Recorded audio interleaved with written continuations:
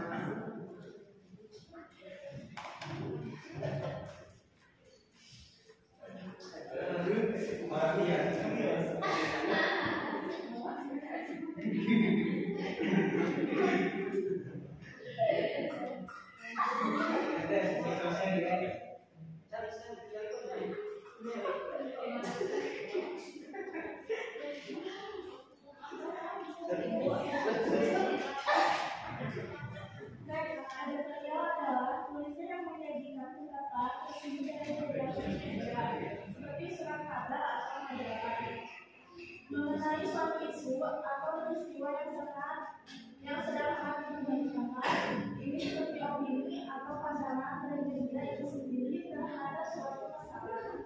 Lanjut, astagfirullah. Ciri-ciri teks editorial yang pertama adalah aktual, yaitu membahas isu yang sedang terjadi. Yang kedua, persuasif, bertujuan meyakinkan pembaca terhadap suatu sudut pandang yang disampaikan. Yang ketiga, ada objektif, yaitu meskipun berupa opini, tetap harus berlandaskan fakta. Yang keempat, berstruktur, yaitu memiliki pengetahuan, isi, dan penutur yang jelas.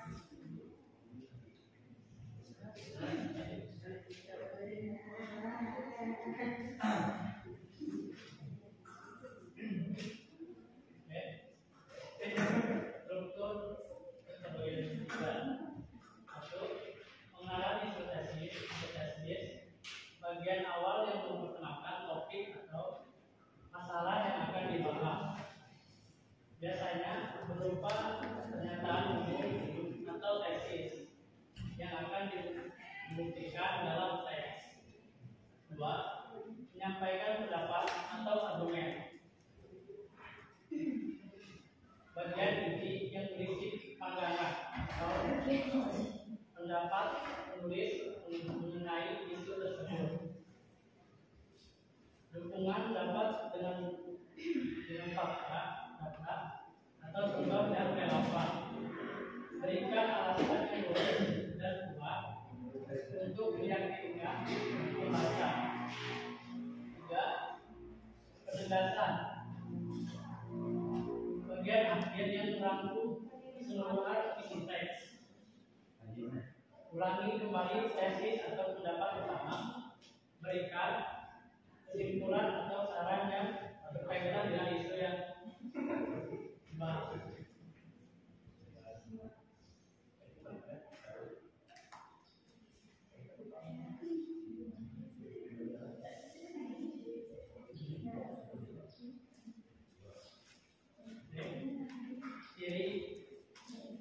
Ciri kaidah pembahasan. Ada 2.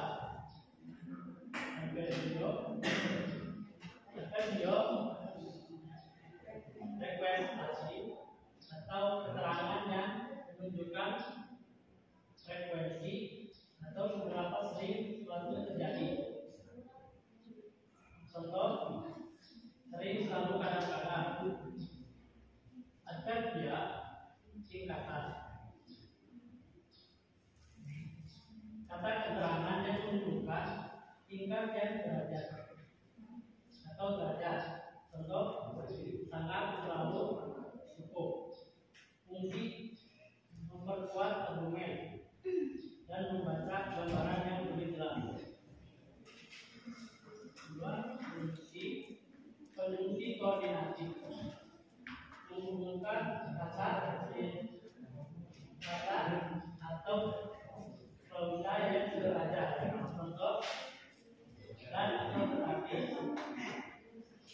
fungsi sumbernya berhubungan kausal yang tidak bisa dibaca. Contoh, karena sengaja sehingga meskipun. Fungsi menunjukkan hubungan antara ide dan memperjelas satu pemikiran.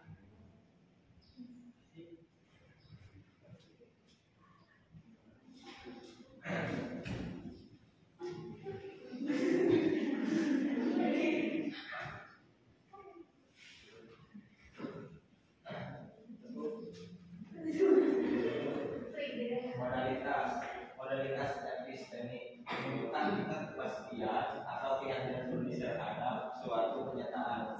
Contoh mungkin pasti bisa jadi. Modalitas dialektik menunjukkan kewajiban, larangan atau izin. Contoh harus, dilarang, dan boleh. Fungsi menunjukkan sikap tulis terhadap isu yang dibahas. Contohnya berpikir, saya mengetahui. Dan fungsi menjelaskan tindakan, keadaan atau proses yang terjadi.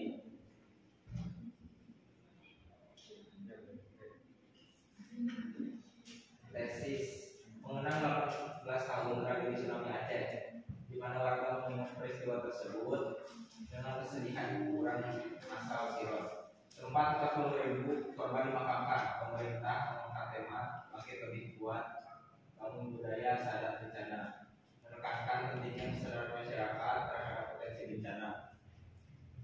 Meski hampir 2 dekade berlalu, kewaspadaan terhadap bencana tetap rendah. Padahal Indonesia terletak di ring of fire dan sering menghadapi banjir serta angin topan.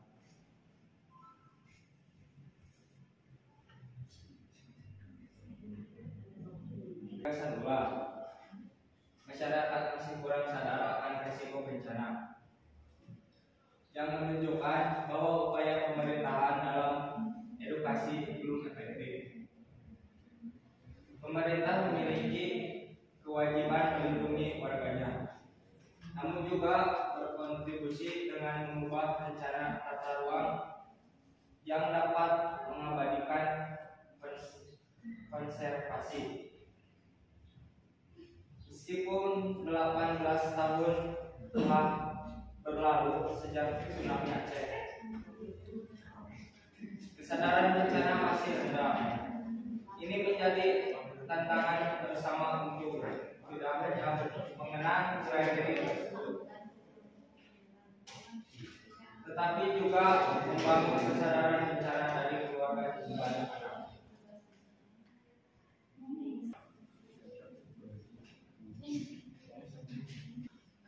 Izin bertanya.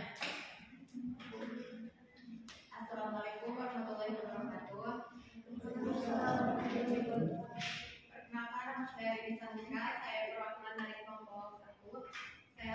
Saya ingin bertanya, apa saja dampak negatif yang ditimbulkan oleh tsunami? Terima kasih.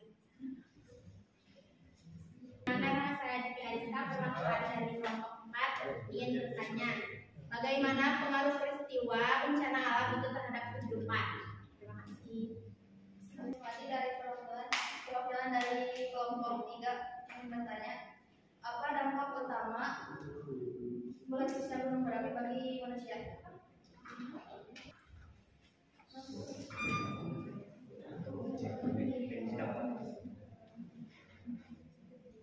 Saya akan menjawab pertanyaan dari kelompok 1. Apa saja dampak negatif terjadinya tsunami? Dampak negatif terjadinya tsunami merusak ekosistem pesisiran termasuk hutan mangrove dan terumbu karang, dan juga banyak memakan korban anak-anak hingga lansia.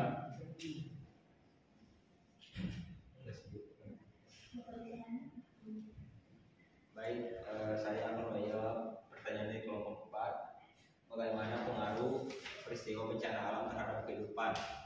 Pengaruhnya, bencana alam dapat mengakibatkan kerusakan mulai dari kerusakan infrastruktur yang telah dibangun manusia, mengganggu aktivitas manusia, dan yang paling penting adalah masalah lingkungan pasca kejadian, dan juga dapat menimbulkan masalah ekonomi, sosial.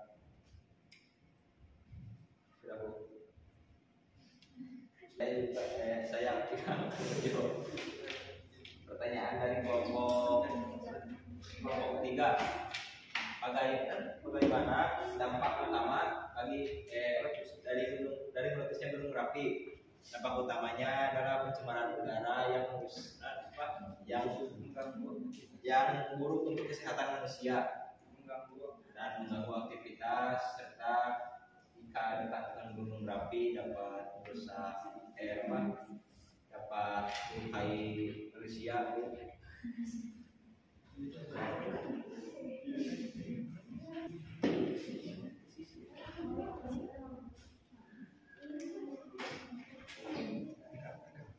Selesai sudah presentasi kami. Seperti aku dan dia yang selesai tanpa memulai. Mohon maaf bila ada kesalahan. Cukup sekian dan terima kasih. Wassalamualaikum warahmatullahi wabarakatuh. Waalaikumsalam.